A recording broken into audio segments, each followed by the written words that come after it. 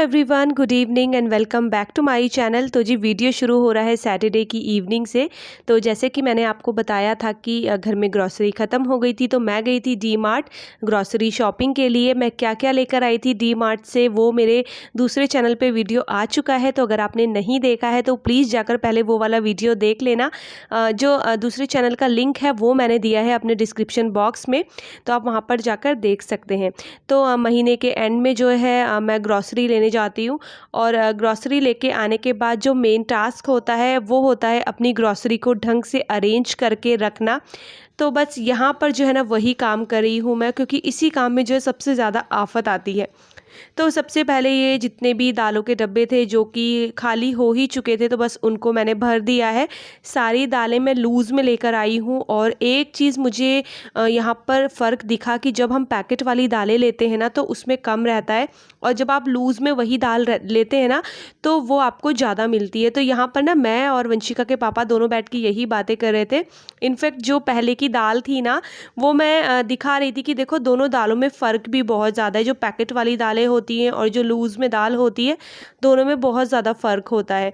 तो बस यहाँ पर बातें करते करते मैंने अपनी जितनी भी दालें वगैरह थी वो सारी जो है डब्बों में रख ली है। अभी बारी आएगी इन डब्बों को उनकी जगह पे ऑर्गेनाइज़ करने की, और साथ ही साथ बाकी का जो आप सामान देख रहे हैं ना उनको भी उनकी जगह पे जो है अरेंज करना है। तो सबसे ज़्यादा दिक्कत ये आती है कि जैसे आप पे एक्स्ट्रा का सामान हो जाता है ना, फिर ये लगता है कि आप उसे रखेंगे कहाँ पर, क्योंकि हो जाता है कभी कभी आप ज़रूरत से ज़्यादा सामान ले आते हैं, जैसे कि इस बार मैं लेकर आ गई हूँ। तो चलिए सबसे पहले जो है दालों को रख देते हैं उनकी जगह पे।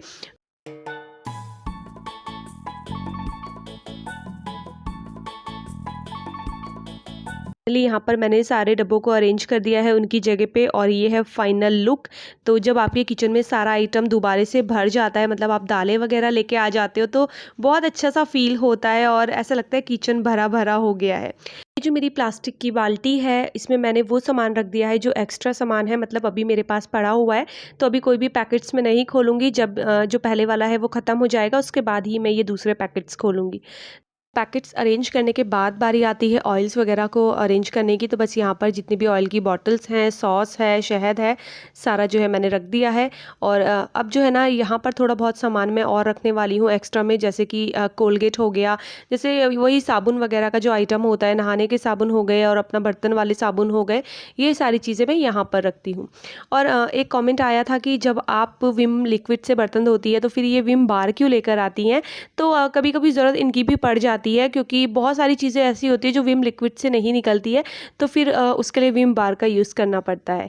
अभी बारी आती है और चीज़ें रखने की। तो कुछ एक्स्ट्रा में मेरे पास सामान बच गया था, जैसे कि बच्चों के लिए मैं चोकोफिल्स वगैरह लेकर आई हुई थी, तो वो मैंने इस वाले बास्केट में रख दिए हैं।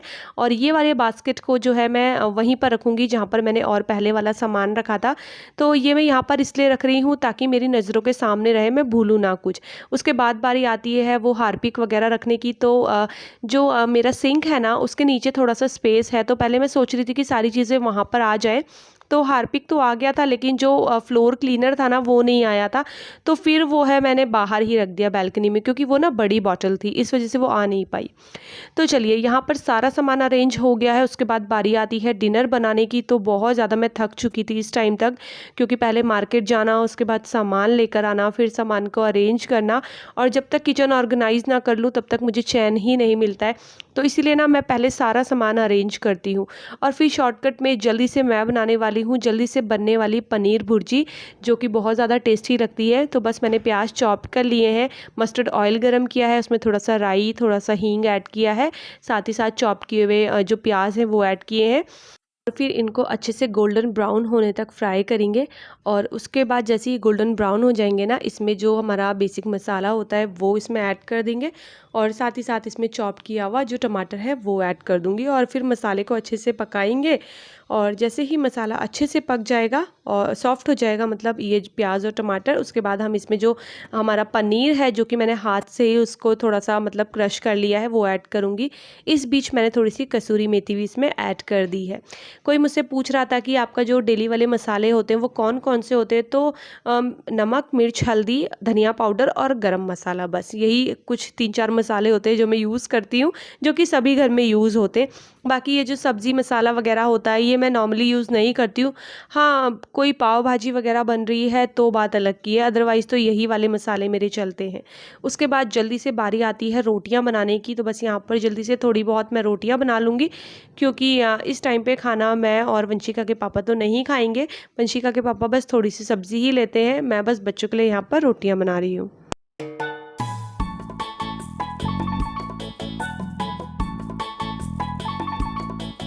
ये मेरा न्यू तवा है, तो आज ना मैंने नए तवे में रोटियां बनाई, नई कढ़ाई में सब्ज़ी बनाई, तो मुझे बड़ा अच्छा लग रहा था। ये तवा भी मतलब हल्का है, हल्का मतलब कि उठाने में हल्का है, और इसमें रोटियां बड़ी अच्छी बन रही थी। साथ ही साथ कढ़ाई में सब्ज़ी भी बहुत अच्छी बनी थी। ये है नेक्स्ट डे मॉर्निंग, मतलब कि संडे मॉर्निंग, और मैं जल्दी से उठ गई थी और जल्दी से घर का काम वगैरह निपटाने के बाद मैं नहा धो गई हूँ और मैं आ गई हूँ पूजा करने के लिए। अभी कोई भी नहीं उठा है, सब लोग सो रहे हैं, और संडे के दिन मैं नॉर्मली सबको लेट ही उठाती हूँ ताकि सोते रहें, बच्चों को भी एक ही दिन मिलता है अभी।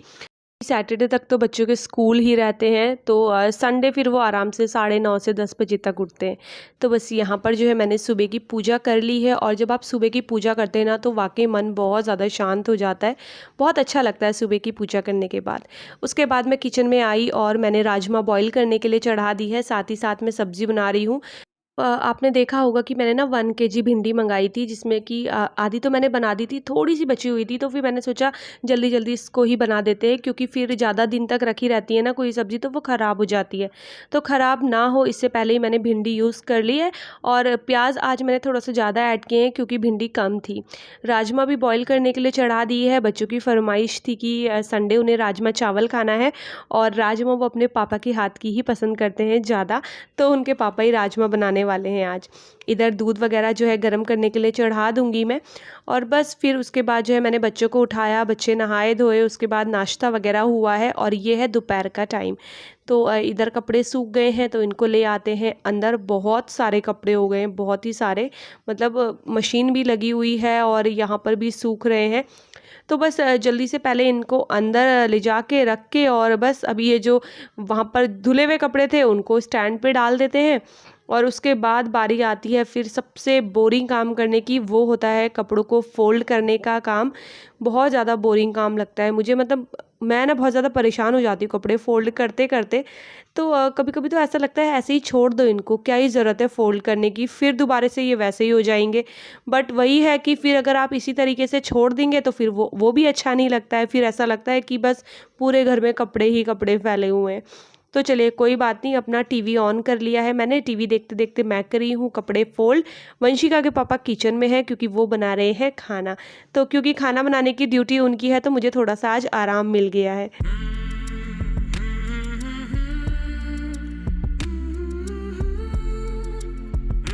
यहाँ पर कपड़े वगैरह फोल्ड करने के बाद अरेंज कर दिए हैं सबकी जगह पर, और थोड़े से कपड़े अभी प्रेस के निकले हैं, बच्चों के स्कूल के कपड़े हैं, तो इवनिंग तक देखूंगी, जैसे ही टाइम लगेगा इनमें भी मैं प्रेस करके रख दूंगी।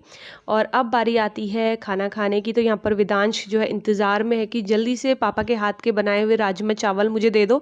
तो सबसे पहले सैलेड कट कर लेती हूँ मैं, तो खीरा वगैरह तो अभी कुछ भी नहीं है, सारी सब्ज़ी भी ख़त्म हो चुकी है, सिर्फ प्याज है तो प्याज ही कट कर लेते हैं, और बाकी की सब्जियां भी लेने जाना है। मतलब बहुत सारे काम है यार, दिमाग में इतने सारे काम चलते रहते हैं ना सुबह से शाम तक कि बस पूछिए ही मत। तो चलिए वो बात के काम है। फिलहाल यहाँ पर जो है मैंने प्याज कट कर लिया है और जल्दी से खाना कर देते हैं सर्व। और राजमा देख के तो ना भूख एकदम से बढ़ जाती है। कुछ चीज़ें होती हैं जैसे कढ़ी चावल हो गए, राजमा चावल हो गए, बहुत से लोगों के छोले चावल भी फेवरेट होते हैं, बट मैं नहीं खाती वो जो वाइट वाले छोले होते हैं, मुझे अच्छे नहीं लगते, और ना ही कभी मैं उनको लेकर आती हूँ। तो यहाँ पर जो है मैंने सबसे पहले विदांश की और विदांश के पापा की जो है प्लेट लगा दी है। और वंशिका ना आज पता नहीं क्यों सो गई, मतलब वो ना 10:30 बजे वो उठी, उसके बाद फिर से वो 12 साढ़े 12 के करीब सो गई, उसे बहुत ज़्यादा नींद आ रही थी, तो फिर मैंने उसे अभी उठाया नहीं कि लंच कर लो, फिर वो अपने आप से उठेगी तो फिर लंच कर लेगी।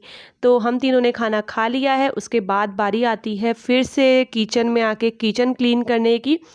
तो दोपहर का ये वाला काम अगर आप हाथ के हाथ निपटा देते हैं तो सही रहता है, आपके मतलब एक तसल्ली सी मिल जाती है। लेकिन यही बर्तन अगर इवनिंग तक के लिए छूट जाते हैं ना, तो फिर बड़ी दिक्कत हो जाती है शाम को ना बर्तन वॉश करने में।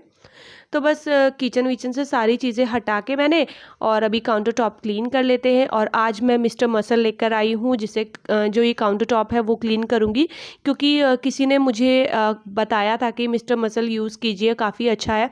और वाकई बहुत अच्छा है।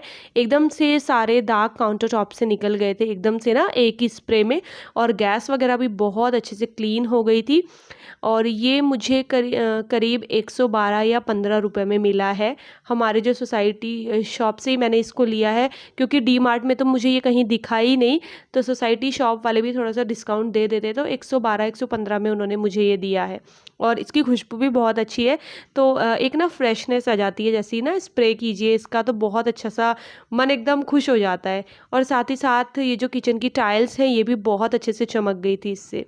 और बस अब यहाँ पर जो अपने बर्तन वर्तन का काम निपटा लूँगी, बर्तन वगैरह धोऊंगी, और इसके साथ ही अपने इस वाले वीडियो का एंड करूँगी। तो ये था मेरा वीडियो, आपको कैसा लगा ज़रूर बताइएगा। और वीडियो पसंद आएगा तो चैनल को सब्सक्राइब कीजिएगा, वीडियोस को लाइक और शेयर करना ना भूलिएगा। मैं आपसे मिलती हूँ अपने अगले वीडियो में, तब तक के लिए bye bye and take care.